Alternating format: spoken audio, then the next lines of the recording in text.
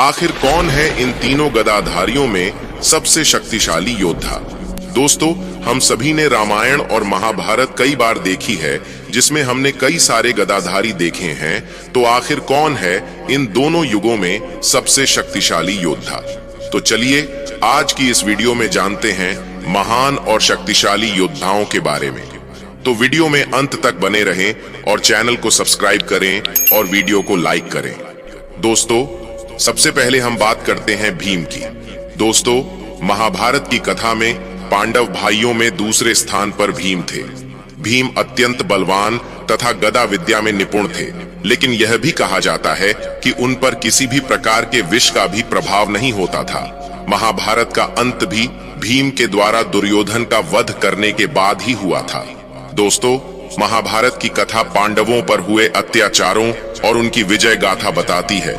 पांडव भाइयों में दूसरे स्थान पर भीम थे, जिनके बल के आगे कोई भी आसानी से टिक नहीं पाता था। महाभारत के युद्ध का अंत भी दुर्योधन का वध करके भीम ने ही समाप्त किया था। यहाँ तक यह भी कहा जाता है कि इंद्र भी उन्हें परास्त नहीं कर पाए थे। पांडव जब अपने पिता की मृत्यु के बाद वापस हस्तिनापुर आ गए, तो एक दिन दुर्योधन ने जल क्रीड़ा का आयोजन किया, साथ ही भोजन की व्यवस्था भी की थी। जब भीम सरोवर से बाहर आए तो दुर्योधन ने उन्हें भोजन के बुलाया, लेकिन दुर्योधन ने अपने मामा शकुनी के साथ षड्यंत्र कर भोजन में विष मिलकर भीम को खिला दिया। भोजन खाने के बाद भीम बेहोश हो गए, जिसके बाद दुर्योधन दुशासन ने शकुनी के साथ मिलकर भीम को बैल के साथ बांधकर गंगा में फेंक दिया। बेहोशी में भीम नागलोक जा पहुंचे, जहां उन्हें सर्पों के डसे जाने के कारण विष का असर कम हो गया। भीम ने नागलोक में सभी सर्पों को पटक पटक कर मारना शुरू कर दिया। यह सब देख तक्षक भीम को दंड देने जा ही रहा था। उसी समय कुंती के नान ने भीम को पहचान लिया और नागराज तक्षक से कहा कि भीम को अमृत सोमरस पिलाए। अमृत सोमरस देते समय तक्षक ने भीम को बताया कि एक कटोरे में 1000 हाथियों का बल है, और भीम ने 10 कटोरे अमृत सोमरस पिया, जिससे उनमें 10,000 हाथियों का बल आ गया था। भीम के बल से जुड़ी बहुत सी रोचक कहानियां हैं। भीम को जन्म देते ही उनकी माता कुंती उन्हें पांडु के पास ले गई, जिसके बाद पांडु भीम को देखकर ध्यान करने चले गए। कुंती अपने पति पांडु की इंतजार करते हुए कुटिया के बाहर ही बैठी हुई थी। उसी समय वहां एक बाघ आ धमका। बाघ को देखकर कुंती डर गईं, जिसमें भीम उनके हाथ से छूट गया। कुंती जब भीम को ढूंढते हुए पांडु की कुटिया के पास गईं, तो उन्होंने देखा कि भीम एक बड़े पत्थर के टुकड़े पर गिरे हुए थे, लेकिन भीम को कुछ भी नहीं हुआ था, लेकिन पत्थर के टुकड़े टुकड़े हो गए थे। उनके पिता पांडु ने यह सब देखकर उनका नाम भीम रख दिया। अब बात करते हैं दुर्योधन की। दोस्तों, दुर्योधन का जन्म 100 घड़े में से पहले घड़े से हुआ था। जब दुर्योधन का जन्म हुआ तो वह रोने के बजाय गधे की तरह रेंकने लगा और जन्म लेते ही बोलने भी लगा था। दुर्योधन ने जैसे ही जन्म लिया तो कई तरह के अपशकुन देखने को मिले, जैसे सियार जोर जोर से रोने लगे, उल्लू शोर मचाने लगे, आसमान में अचानक काले बादल छा गए। इन घटनाओं को देखकर विदुर ने कहा कि ये अपशकुन बता रहे हैं कि यह पुत्र हस्तिनापुर के विनाश का कारण बनेगा। इसे त्यागने में ही भलाई है, परंतु पुत्र मोह में धृतराष्ट्र और गांधारी ने ऐसा करने से मना कर दिया। दोस्तों, दुर्योधन को कलयुग का अवतार माना जाता है, क्योंकि दुर्योधन में वे सभी गुण मौजूद थे जो कलयुग के मनुष्य में होने चाहिए। इसीलिए दुर्योधन को कलयुग का अवतार कहा जाता था। कहते हैं कि दुर्योधन कलयुग का अंश था, तो उसके 100 भाई पुलस्त्य वंश के राक्षस के अंश से थे। वायु पुराण में राक्षसों को पुलाह, पुलस्त्य, कश्यप एवं अगस्त्य ऋषि की संतान माना गया है। दुर्योधन कुटिल, क्रूर होने के साथ ही गदा युद्ध में भी पारंगत हो गया था। उसने शकुनी की चाल के तहत बलराम जी से गदा युद्ध करना सीख लिया था।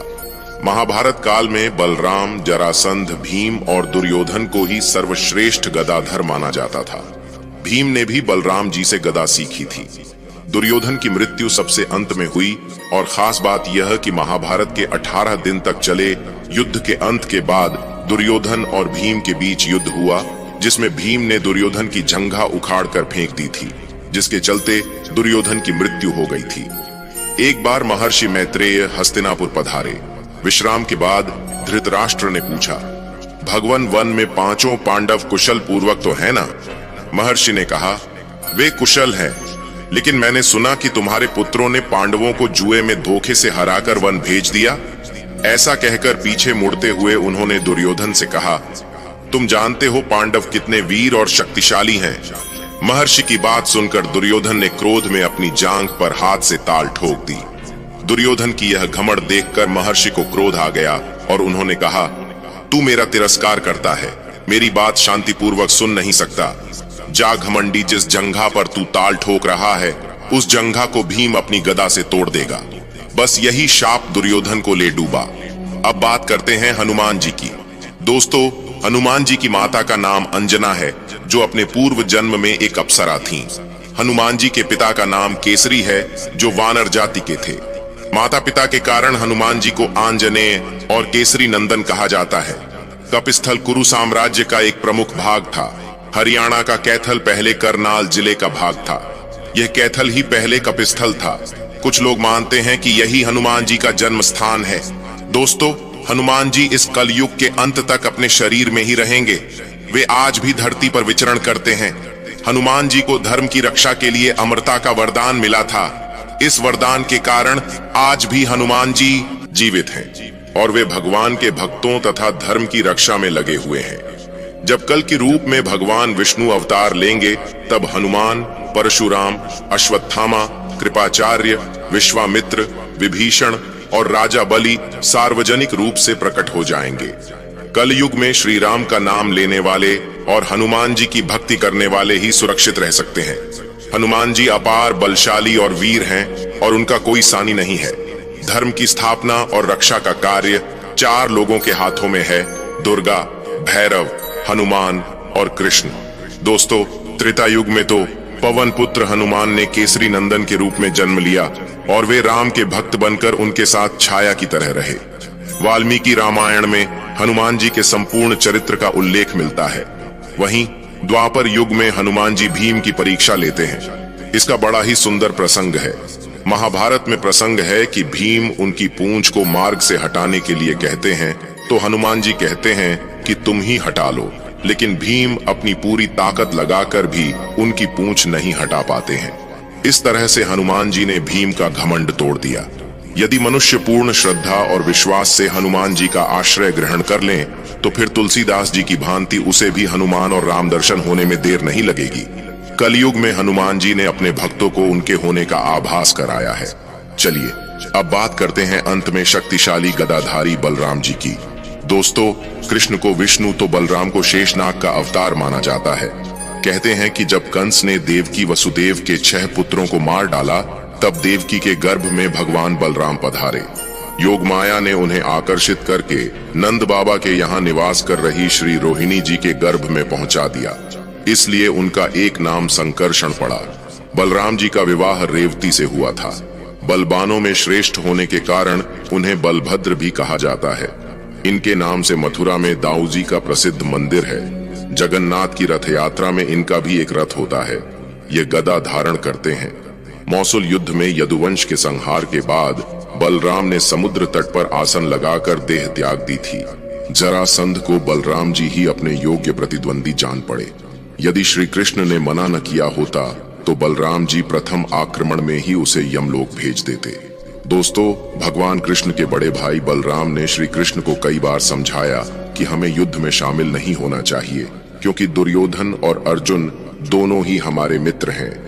ऐसे धर्म संकट के समय दोनों का ही पक्ष न लेना उचित होगा। लेकिन कृष्ण को किसी भी प्रकार की कोई दुविधा नहीं थी। उन्होंने इस समस्या का भी हल निकाल लिया था। उन्होंने दुर्योधन से ही कह दिया था कि तुम मुझे और मेरी सेना दोनों में से किसी एक का चयन कर लो। दुर्योधन ने कृष्ण की सेना का चयन किया। महाभारत में वर्णित है कि जिस समय युद्ध की तैयारियां हो रही थीं और उधर एक दिन भगवान श्री कृष्ण के बड़े भाई बलराम पांडवों की छावनी में अचानक पहुंचे। दाऊ भैया को आता देख श्री कृष्ण, युधिष्ठिर आदि बड़े प्रसन्न हुए। सभी ने उनका आदर किया।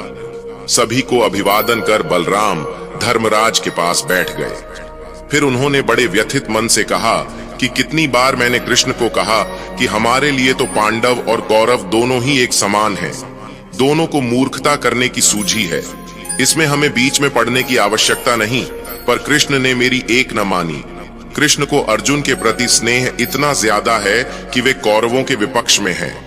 अब जिस तरफ कृष्ण हो उसके विपक्ष में कैसे जाऊं? भीम और दुर्योधन दोनों ने ही मुझसे गदा सीखी है।